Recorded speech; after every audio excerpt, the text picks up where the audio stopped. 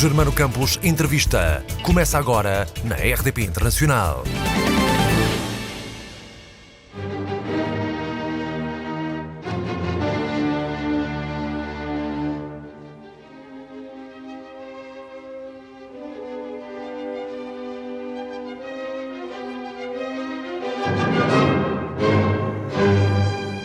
Afonso Reis Cabral é um jovem e premiado autor que acaba de empreender uma jornada pessoal de superação. A pé, Afonso percorreu mais de 700 km na Estrada Nacional 2, que une Chaves a Faro, uma das estradas maiores do mundo. Afonso, muito bem-vindo ao Germano Campos Entrevista. Porquê esta iniciativa? Essa é uma pergunta muitíssimo pertinente que eu me tenho colocado a mim próprio e ainda não tenho uma resposta definitiva ou honesta. Porque, na verdade, eu lembro-me de ouvir falar da Estrada Nacional 2. Era mítica. Sim, e cada vez com mais identidade própria. Nos últimos tempos tem sido muito promovida como uma estrada com vida, uma estrada única. E eu aqui há 3 anos ouvi falar mais dela, aliás apareceu no Good Morning America, enfim, isso como é da evidente CBS. Exatamente, e isso como é evidente desperta muito interesse. E eu sempre gostei de andar, ou seja, andar para mim era simplesmente chegar à noite, por exemplo, e dar um passeio de 3/4 de hora, ou à hora do almoço, também um passeio de meia hora. E achava que isso era perfeitamente conciliável, o gosto de andar e querer descobrir o país, o interior do país, as pessoas do interior e descobrir a Nacional 2. Portanto, vai daí conciliar as duas ideias. Agora, de facto, a caminhada não é bem um passeio, é outra coisa. É porque é uma coisa que te obriga. Sim, bem, foi uma caminhada de 24 dias, ao longo de 738 km, com uma média, penso que 30 ou 31 km por dia. Havia dias que fazia menos e bastantes dias que fazia mais. Dependia das condições do tempo. Sim. Portanto, é preciso entrar num estado de espírito muito particular, que é o estado de espírito de um louco. Ou de um maníaco, porque levantar todos os dias de madrugada e começar a mexer as pernas, por vezes era muito complicado. Mas depois a viagem teve coisas tão impressionantes e tão bonitas do ponto de vista humano, que o ato de caminhar era o ato de conhecer. Ou seja, eu partia em busca de alguém que não sabia quem seria nesse dia, mas sabia que seria alguém. E isto motiva muito a caminhar. A certa altura, quando percebi que a caminhada me estava a trazer novas pessoas e novos amigos também, a certa altura já não gostava tanto, embora ao fim do dia ficasse destruído fisicamente durante as 2 primeiras semanas. Preparaste-te fisicamente para esta aventura? Eu preparei-me primeiro psicologicamente, que é não pensar muito no assunto, mas atuar perante isso. Ou seja, começar a comprar uns ténis próprios, algum equipamento. Psicologicamente e fisicamente comecei a fazer caminhadas a sério em Lisboa. Por exemplo, fui a Cascais a pé, circundei Lisboa a pé em 41 km. E ao todo, e depois o meu escritório é 8 km da minha casa, e portanto fazia todos os dias, ia e voltava. 16 km. Fiz ao todo em preparação 130 para aí. Mas não há nada. Não ias ao ginásio, não fazias nenhum desporto? Eu pratico boxe e isso ajuda minimamente. Mas praticar boxe e fazer esta preparação a pé não é o suficiente, porque no fundo eu acho que não há nada que seja suficiente. Só começando, começa-se e no primeiro dia. E o primeiro passo, como é que foi dado?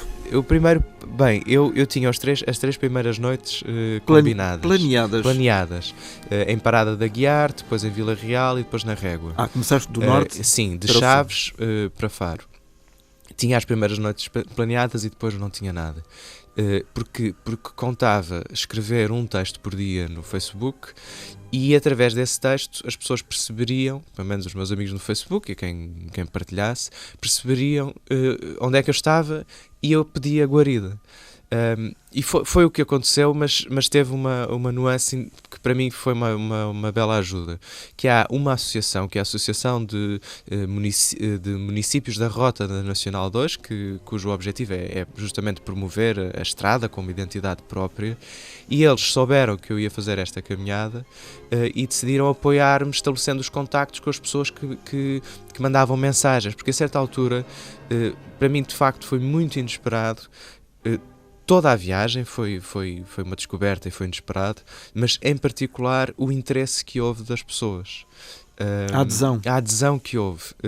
Eu até ficava atrapalhado porque houve muitos momentos em que tinha que recusar ajuda. Por exemplo, mas devido ao tamanho da ajuda, devido à quantidade de pessoas que queriam ajudar, não era? É uma coisa. O voluntarismo e acolher um estranho em casa, que a gente não sim, sabe. Exatamente. Mas, é assim, tu não és um estranho.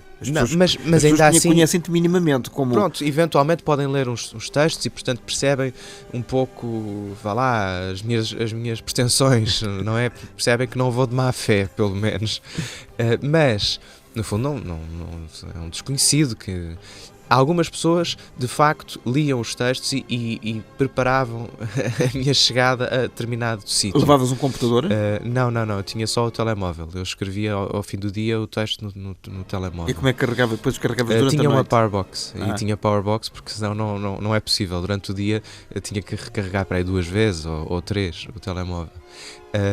Mas, portanto, eu dizia que havia pessoas que acompanhavam, mas outras que simplesmente viam um tipo a passar com uma mochila às costas. Por exemplo, houve uma senhora perto de Santa Marta, portanto na zona do Douro Minhateiro, que viu a passar lá ao longe e ficou à minha espera na estrada. E quando cheguei, ela queria simplesmente dizer que eu ia pelo caminho errado.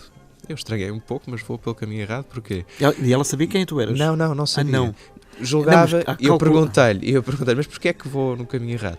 Bem, porque vai para Santiago, não é? Santiago é para norte, Santiago não é para Compostela. sul. Exatamente, porque nessa zona há muitos peregrinos de Santiago. E portanto a senhora estava simplesmente à minha espera para me ajudar. E como este, houve muitos exemplos. Por exemplo, logo no primeiro dia, esse foi um dos dias mais difíceis, mas também dos dias mais bonitos, porque foi o impacto com a estrada e o impacto com as pessoas. Eu tinha planeado ficar em Vila Pouca de Aguiar. Quer dizer, julgava que ia ficar lá num albergue. Acontece que o albergue não era em Vila Pouca de Aguiar, era a Parada de Aguiar, que é mais 5 ou 6 km depois. E aquilo desmotivou-me um bocado, porque queria dizer que eu, em vez de fazer 35 km no primeiro dia, que já achava um bocadinho puxado, tinha que fazer 40. E cheguei de facto ao albergue em bastante mau estado. Mas em Vila Pouca de Aguiar fui a um supermercado, já era quase noite, estava muito cansado e queria só comprar um pão com chouriço, alguma coisa para desenrascar. Já tinha começado a chover, portanto estava com uma espécie de um poncho, uma figura um bocado estranha, poncho, mochila, enfim, a pingar. E perguntando no supermercado se tinha um pão com chouriço, alguma coisa que pudesse levar, não havia nada. E o meu último recurso era um pack de iogurtes líquidos. Acontece que eu não me sentia capaz de levar 6 iogurtes líquidos. já estava mesmo cansado. E tirei um e quis pagar na caixa. E a senhora da caixa ficou muito atrapalhada porque não podia vender. Só podia vender o pack. Não é? Bem, reclamei um bocado e tal, mas eu sei que a culpa não é sua, mas quer dizer, pronto, eu estou aqui um bocado aflito. Só queria um. Nada feito, fui-me embora. 500 metros depois, na estrada, há um carro que vem atrás de mim a apitar, para. E era uma senhora que tinha assistido ao meu, não digo desespero, mas àquele momento, e me levava um iogurte líquido. Bem, tu saíste de lá sem nenhum? Eu saí de lá sem nada. Ou eram 6 ou era nenhum? Exatamente. E a senhora foi entregar-me à estrada um iogurte líquido. Eu fiquei absolutamente espantado, só me apetecia abraçá-la.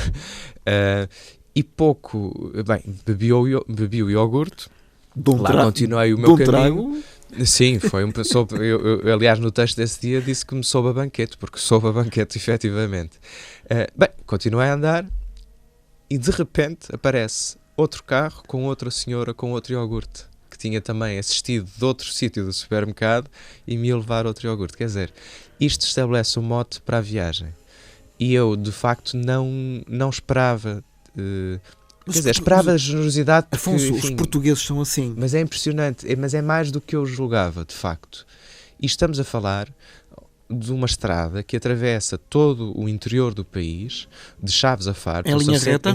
Praticamente em linha reta, enfim, visto no mapa de longe parece linha reta, mas de facto não é. Enfim, tem muitas curvas e percalços, então no norte as curvas são o dado adquirido. Mas, portanto, estamos a falar de uma estrada com esta extensão, 738 km, de norte a sul, e não houve um dia que não houvesse um ato de generosidade, que não houvesse alguma atenção simplesmente a uma pessoa que está a caminhar. E que não quer bater nenhum recorde, ou seja, tu não eras daqueles que levavas 5 euros no bolso e tinhas que governar durante... Mas há desafios desses que as pessoas... Exatamente, sim, há pessoas que têm um euro ou uma coisa assim. Não, e aqui voltamos um pouco ao início da conversa. Eu, no fundo, eu não tinha nenhum objetivo, exceto andar, que já me parecia um objetivo bastante... suficiente, exatamente. Mas, no entanto, de facto, com a adesão das pessoas na estrada, no Facebook, e vi também um pouco o lado bom do Facebook, que é uma coisa que parece-me cada vez mais rara e, portanto, de certa maneira é um privilégio. Ao longo de 24 dias, se, por exemplo, eu chegava às 10 da noite e não escrevia o diário, tinha mensagens de pessoas a perguntar se estava tudo bem. Pessoas ficam preocupadas, tudo bem. Ou seja, tu tinhas mais ou menos uma hora pré-determinada para estabelecer o contacto. A hora era quando eu podia e calhava sempre lá para as 9 da noite, 10. Porque e quando isso não acontecia? Quando isso não acontecia, as pessoas mandavam mensagens ou comentários a perguntar se estava tudo bem. Quer dizer, de facto é um lado das redes sociais que eu não estava habituado, evidentemente, e que também existe e que é bom, não é? E esse lado não se deve esquecer, não nos podemos esquecer também. Não pode ser só sempre, que é evidente que há muito o lado mau das redes sociais, enfim, o despejar de uma certa raiva, um ato de censura permanente, isso existe. Mas eu, felizmente, tive o privilégio de ter o outro lado também, não é? E o que é que tu descobriste nas pessoas e nas paisagens? As paisagens, confesso que paisagens incríveis, portanto, muito marcante o Douro Vinheteiro e o Alentejo, para além da região de Góis, para além mesmo da região de Chaves, quando a estrada começa a entrar já mais em vales. Mas o mais marcante foi a paisagem humana, não é isto que estamos a falar. Isso foi o mais marcante e o mais inesperado. Mas no fundo,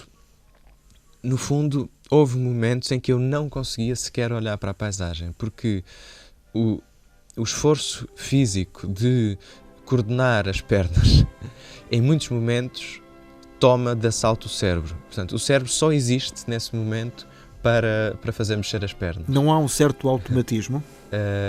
Não. Tem que ser permanente força de vontade em muitos momentos. Em particular, a partir de meio da tarde, não é? Até meio da tarde, enfim, há momentos que são quase de passeio. A partir de meio da tarde, em que já levo 5, 6 horas ou 7 de caminho, começa a custar um bocado. E houve um dos momentos mais difíceis foi depois de Viseu e a chegar a Tondela. Eu tinha estabelecido como objetivo para esse dia chegar ao marco. Os marcos são importantíssimos para quem caminha na Nacional 2, porque estabelecem os velhos marcos. Bastantes deles estão, e aliás parece que há um projeto para recuperar todos, mas há alguns que não existem. E eu nesse dia tinha estabelecido o objetivo de chegar ao marco 200 e fazer, penso que eram 30 km, uma coisa assim. E estava com os tornozelos assim um bocadinho a mau estado. Aliás, descer custa imenso, e nessa altura estava a descer bastante. E quando cheguei à zona não havia o marco do 200. E eu fiquei desesperado. Porque com a ideia. Não sabias onde é que estavas? Eu sabia que estava ali, deveria haver o marco, mas ele não existia. E como não queria dar parte fraco e queria, Para ti próprio. para mim próprio, acabar num marco, avancei para o marco do 201, com bastantes dores e essas coisas todas, mas lá avancei. Quando cheguei ao sítio onde seria o 201, não havia também. Portanto, tive que parar no 202, foram 2 km de finais a mais. Esse sim, já fisicamente já era... Sim, já existia. Esse já existia. Tu disseste que as pessoas te ajudavam, mas tu chegavas a um determinado sítio às 8, 9 da noite e ias procurar local para, Não, para dormir e para tomar banho? Felizmente, exatamente porque publicava os textos, as pessoas que estavam interessadas na viagem conseguiam perceber onde estava e, enfim, que no dia seguinte estaria naquela localidade. E, portanto, mandavam mensagens, contactavam a própria página da tal Associação de Municípios da Rota e ofereciam, e isso ajudou muito porque, vá lá, no dia de manhã conseguia-se estabelecer os contactos para ficar em algum sítio. Quer seja em casa de pessoas, quer seja em alojamentos locais que ofereciam, restaurantes que ofereciam o jantar, o almoço, isto. E constantemente eu, aliás, ou seja, ficava... poupaste dinheiro. Sim, de certa maneira. Não, eu até ficava acanhado e com pudor de ser ajudado, não é? Porque ser ajudado implica uma certa entrega, não é? Mas tu também não implica, eu sentia a certa altura, caramba, parece que me estou a aproveitar das pessoas. Mas é pura generosidade das pessoas. Mas se tu não aceitasses, as pessoas até poderiam levar a mala. Pois, exatamente, é verdade. E nesse aspecto... E comeste bem. Sim, isso come-se em Portugal. De facto, em Portugal come-se bem de norte a sul. De norte a sul, come-se a sério. E era preciso, porque eu comia para encontrar combustível. Para além da parte agradável de comer, mas precisava de combustível. E na manhã seguinte, a que horas é que era alvorada? Eu apanhei muitos dias de chuva e nesses dias podia partir às 9 da manhã, ou assim, normal. Porque, enfim, caminhar debaixo de chuva é desagradável, mas pode-se perfeitamente gerir durante o dia. Quando comecei a apanhar dias de muito calor, com 35 graus, e na estrada, a estrada não gosta do calor. Abril e maio. Sim, 22 de abril e 15 de maio.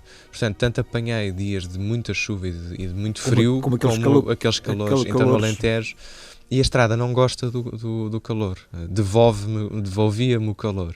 E nesses dias, então, tinha que acordar às 5 da manhã para partir às 5h30, 6, para ver se ao meio-dia, máximo 1, já tinha quase toda a jornada do dia feita.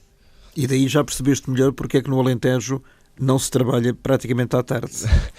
Acho que é uma decisão muito sábia, porque trabalhar com aquele calor não dá, não é produtivo. Só quem passa por lá é que realmente dá algo. Sim. Tu tiveste algum medo em termos de segurança, por exemplo? Eu tinha inicialmente, o único medo que eu tinha antes de partir era os cães vadios, não é? Matilhas, eventualmente.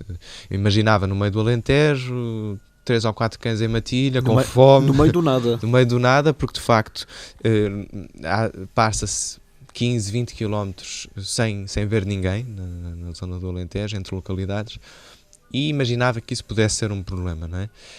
Mas não foi, absolutamente nada. De resto, não me senti de maneira nenhuma inseguro. Enfim, andar na estrada não é brincadeira do ponto de vista de segurança, não é? E portanto há uns momentos em que uns carros passam um bocado perto demais, os caminhões, as curvas, não só as curvas, mas as retas do Alentejo, os caminhões afastam-se e vêm. Eu, aliás, ia com um colete amarelo, mas passam muito rápido, porque no fundo a estrada nacional ali serve de via rápida, porque não há ninguém, é uma reta, são retas grandes, os carros andam a 130 e eu ali meio a mais na estrada, e houve umas tangentes, mas quer dizer, perfeitamente prevenível, acho eu. Encontraste alguém na tua situação, ou que eventualmente pudesse estar a peregrinar, por exemplo? Encontrei peregrinos de Fátima. Pois, porque calhou no 13 já calhou no para o 13 13 de maio, muito no norte, mas também já na zona de Ribatejo e Alto Alentejo, aí a dirigirem-se para norte. Encontrei, aliás, um grupo grande, muito bem organizado, com um carro de apoio, essas coisas todas, que estava a partir da Bem-Posta, não, aliás, na zona do Ciborro, e que estava a partir para Fátima, e encontrei caminhantes ou peregrinos para Santiago, particularmente até Góis, para aí, quer dizer, de Góis para cima. E trocavam informações? Bem, eu pedia conselhos, conversava com eles. De que estilo? O que é que pergunta? Por exemplo, um dos conselhos que depois, até mesmo através do Facebook, e estes peregrinos que encontrei me deram, foi usa bastões. E eu não levei bastões. Bastões para caminhar, daqueles que apoiam um em cada mão e que, no fundo... Um em cada mão, são dois, e portanto, no fundo, passei a ser um animal de 4 patas, e as 2 patas metálicas, que eu chamava os meus sabres de luz, por causa da Guerra das Estrelas, distribuíam um bocadinho o peso, mas nos primeiros 200 km não tinha, e aí vi-me um bocado à rasca. E depois? Adquiriste ou não? Sim. Os meus pais foram visitar-me no fim de semana e levaram-me, felizmente, que eu precisava dessa ajuda. E isso é muito importante, particularmente para as descidas. E depois, claro, o conselho é gere bem a cabeça.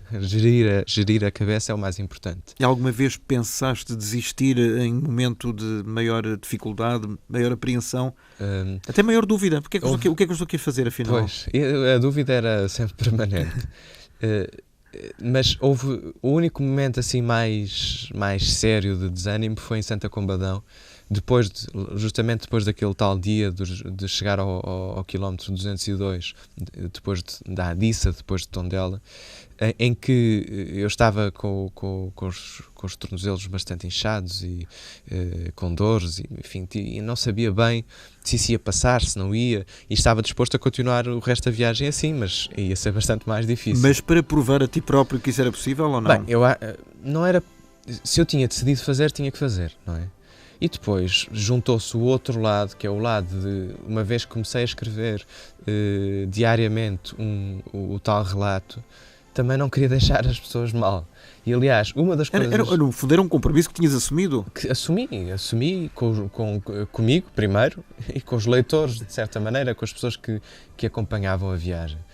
E, caramba, não queria de maneira nenhuma, depois de ver o entusiasmo das pessoas, ficar a meio, nem que me arrastasse pelo Alcatrão. E nesse momento achei que me ia arrastar pelo Alcatrão. Mas depois, no dia seguinte, fiz menos quilómetros, aprendi a não ser orgulhoso, quer dizer, eu tinha que sempre cumprir o objetivo do dia, que me estourar o dia todo. E aprendi a não ser orgulhoso e nesse dia foram coisas que aprendeste sobre ti próprio? Também. Não sei, o que é que tu descobriste em ti? Que sou teimoso, sou. Mas se calhar isso era alguma coisa que já deverias desconfiar. Sim, orgulhoso, talvez no mau sentido da palavra. E a estrada põe no sítio os orgulhosos, não é? E é bom fazer o possível, não é? É bom estar em paz com o que é possível. E isso a estrada ajudou-me em várias vezes. Acontece que outras depois esqueci-me e voltei a exagerar. Em que é que pensavas quando estavas a caminhar?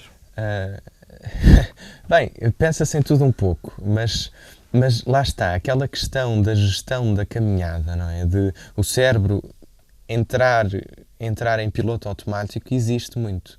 Porque, vá lá, não é possível estar permanentemente a pensar em coisas importantes ou na vida 8, 9, 10 horas por dia ao longo de 24 dias. Portanto, a certa altura ouvia música, deixava... Tinhas uns iPhones? Exatamente, tinha os auriculares no telemóvel, ouvia música, ouvia audiolivros. Ouvias as notícias? As notícias não, estava completamente fora. Exatamente, tu abstraíste do mundo. Sim, ouvia música, ouvia audiolivros. Podia cair o mundo que não davas conta? Não, percebi a certa altura que houve uma crise no governo e tal, mas já 2 dias depois, por causa da questão dos professores, não é? Pouco mais. E esse desligar era importante para mim. E faz parte da jornada. Levava o telemóvel por necessidade, até porque depois Se acontecesse alguma coisa. Sim, mas o melhor até seria não ter levado o telemóvel. Isso até seria ouro sobre azul. Mas depois... Mas aí metias os pais em primeiro lugar numa permanente aflição. Toda a gente. mas enfim, pensava na vida e pensava na jornada e concentrava-me em Faro, sempre a pensar em Faro e quando é que Faro chega. E quando chegou Faro, o que é que aconteceu? Bem, nesse dia andei... Convém dizer uma coisa antes. Eu tinha... o meu propósito inicial não era necessariamente fazer a Estrada Nacional 2. Era ir pelo caminho mais longo em Portugal para a praia a pé. Este sim era o objetivo. Ao contrário de todos nós que queremos o caminho mais curto. Eu queria o caminho mais longo para ir a pé à praia em Portugal. E esse é pelo meio do interior, de norte a sul, portanto é a Estrada Nacional 2.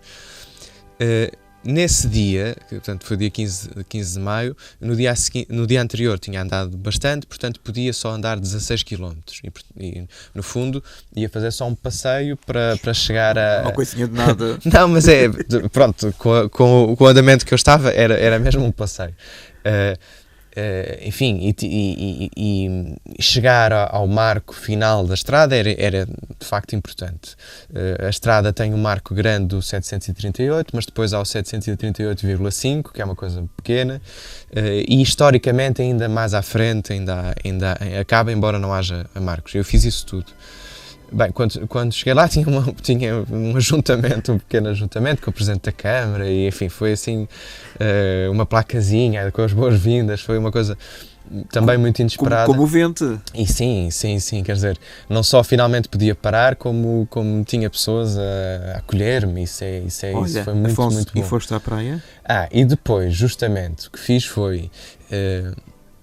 parar, ir almoçar e descansar um bocado, e depois, como de facto em Faro há uma ria, eu só pensei na ria mais ou menos a meio da viagem. A Formosa? Exatamente, a Ria Formosa.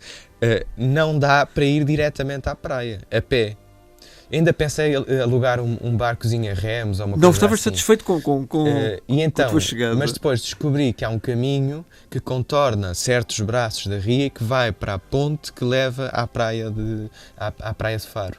São mais 8 km, mas acho que sem esses outros 8 km finais, de mergulhar no mar e saber que agora só a nado, não posso fazer mais nada, está de facto a viagem concluída, foi importante, tinha que fazer os outros quilómetros finais. E fizeste? Sim, mergulhei no mar e acabou. Ponto final. E ponto final, exatamente. Agora vais compilar isso tudo para livro. Sim, eu inicialmente não tinha... Já tem um título. Sim, Leva-me Contigo.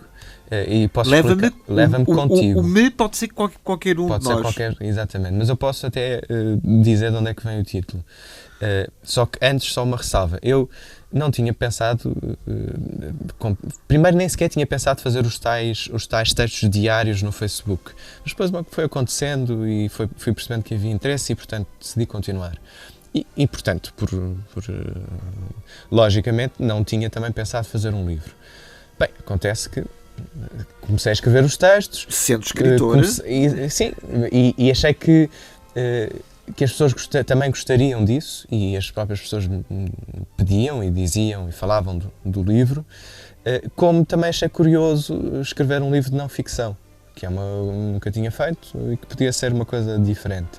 E enfim, já que tinha feito a viagem, então, e é o que estou a fazer agora, pegando nos textos que publiquei no Facebook, trabalhá-los um pouco mais, ampliá-los, pôr novas histórias que não pude incluir. Ou seja, é uma edição revista e aumentada. Sim, exatamente. Vai ser um livro a cores, portanto com fotografias e assim, uma coisa, espero que seja engraçada. Para quando?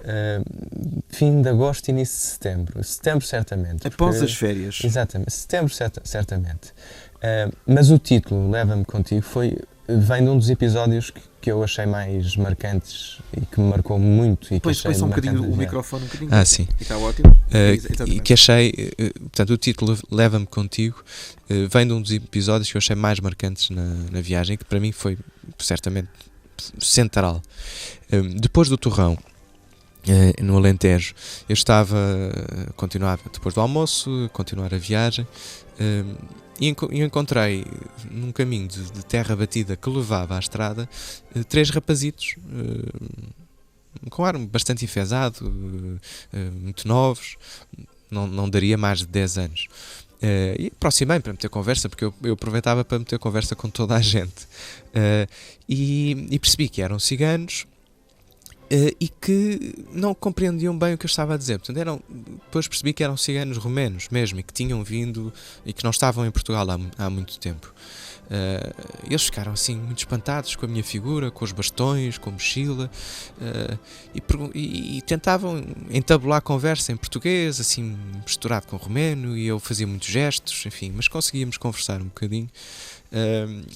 E pronto, a certa altura na conversa disse-lhes que pronto, tem que continuar, e percebi que a família estaria mais lá para dentro e tal.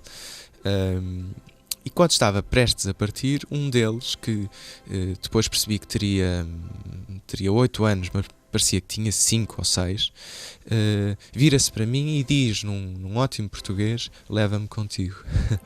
E eu fiquei atrapalhadíssimo com aquilo. E ele justificou o pedido? Não conseguia justificar em português, não tinha vocabulário. Não tinha vocabulário. Mas o que eu pensei é que para uma criança dizer isto a um desconhecido é porque estava a viver uma estava a querer mesmo grande. fugir, não é?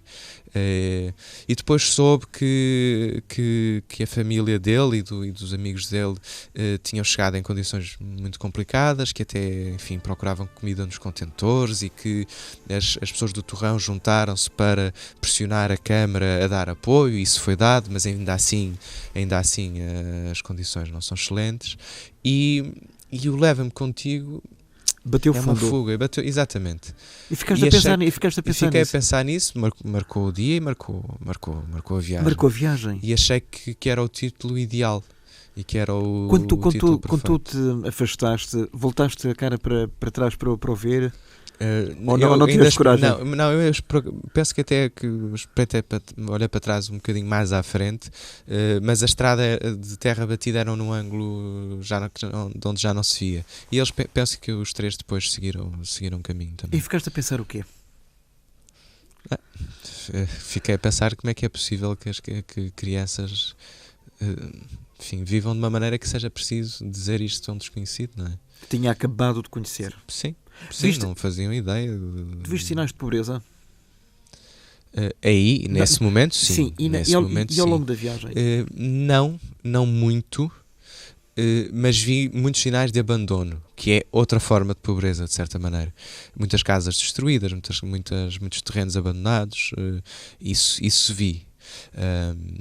E é curioso, porque no interior há justamente esse abandono e a falta de pessoas, e por isso há uma solidariedade maior. De certa maneira, ainda há mais encontros, porque há menos pessoas. Mas sinais de pobreza, a não ser estes casos, não muito. O que é que te surpreendeu mais no final, no cômputo geral? Surpreendeu-me a reação das pessoas. A alma? Sim, a alma e o coração. Sim. Em sítios como Góis, em sítios como o Ciborro, em sítios como a Vila Pouca de Aguiar, Faro, enfim, todo o país. Houve todos os dias. Castro Daire, absolutamente impressionante o apoio. Todos os dias houve algum sinal de amizade, não é? E surpreendeu-me os amigos que deixei lá. Ainda no outro dia fui passear com a minha namorada na segunda-feira para a zona da barragem de Montargil, por onde passa a Nacional 2, e como estávamos naquela zona, fomos dizer ao lado de 3 ou 4 pessoas, à família Vinagre, que tinhas conhecido? Que tinha conhecido. Ou seja, ficaste com os contactos, basicamente. Sim. E portanto estivemos ali também a voltar a encontrar pessoas. O que é que te aconteceu no dia a seguir? Ressaca. Ressaca É que eu sentia-me, durante toda a viagem, sentia-me um pouco criança. Quer dizer, só uma criança é que as pessoas ajudam sem és quase pedir uma, nada és uma criança um bocadinho... Não, salve seja. Salve seja, caraças. Mas enfim, só uma criança é que as pessoas ajudam sem pedir de volta. Só uma criança é que as pessoas perguntam se está tudo bem, queres alguma coisa. Só uma criança é que se abre uma porta de casa para ajudar, não é? Acho eu. E portanto, eu estava ao mesmo tempo num paraíso, que é este paraíso de ter uma ligação imediata com as pessoas, sem reservas, e num inferno ao mesmo tempo. E o inferno era o inferno físico. E isto deixa marca, e deixa saudades, particularmente a parte do paraíso, porque eu não sou masoquista. A parte física, felizmente, acabou. E deixa saudades também o propósito. Haver um propósito muito bem definido, dia a dia, para além do propósito de chegar a Faro e de mergulhar no mar. O propósito diário e cumpri-lo deu-me diariamente uma força e o objetivo cumprido. Embora estivesse todo partido ao fim do dia e cansado e às vezes mal disposto, tinha andado. Mas eu acho que era preciso andar. Afonso, eu acho que isso é exatamente importante em qualquer profissão, em qualquer atividade, é ter objetivos traçados e definidos. Sim. Eu tenho que alcançar aquilo, eu tenho que fazer aquilo. Exatamente. Não, independentemente de como lá chegarmos. E tentar fazer isso com alegria. Do hino da alegria, não é? Exatamente. E tentar fazê-lo com alegria. E foi isso que nós notámos, eu e milhares de pessoas seguramente que seguiram ao longo destes dias desta viagem, foi a alegria contagiante das tuas fotografias. Aí tem uma explicação também, que é, para tirar uma fotografia, mais vale estar a rir, nestes casos. Eram selfies? Era umas selfies, umas com tripé, havia umas com alguma pessoa que tivesse ido ter comigo à estrada para dizer olá, ou qualquer coisa assim, mas a maior parte eram selfies ou com tripé. Portanto, mais vale rir. Mas para além disso, eu normalmente, nem todas, mas normalmente tirava a fotografia no fim da jornada do dia. E portanto o sorriso era de alívio. Era de alívio e de satisfação pelo dia ter acabado. Pela jornada cumprida. Mas na verdade não acabava o dia, porque depois ainda tinha que escrever o texto, que era outro tipo de caminhada. É que o exercício de escrever o texto diariamente, e houve vários dias em que eu tive quase para não conseguir e para não publicar, também era mais um caminho no dia. Mas isso era um compromisso que tu tinhas com os teus leitores? Sim. Que caminharam contigo também. Exatamente. Eu estava a levá-los comigo. Solidão? Não, nunca senti. Tive permanente solidão, mas nunca senti solidão. Porque sabia que se entrasse numa localidade, ou quando entrasse numa localidade, que podia parar, podia conversar, podia provocar alguém. Por exemplo, uma das provocações que eu fazia era, parava, encontrava alguém e perguntava-lhe, até metade da viagem, perguntava-lhes para onde é que eu vou. A pessoa ficava muito surpreendida. Eu não sei nada da sua vida, porque é que eu hei de saber para onde é que vai? Pronto, eu gerava ali algum impasse e depois dizia, eu vou para Faro. Isto até meio... E as pessoas então ficavam interessadas e a partir daí já estávamos amigos. E tão longe. Exatamente.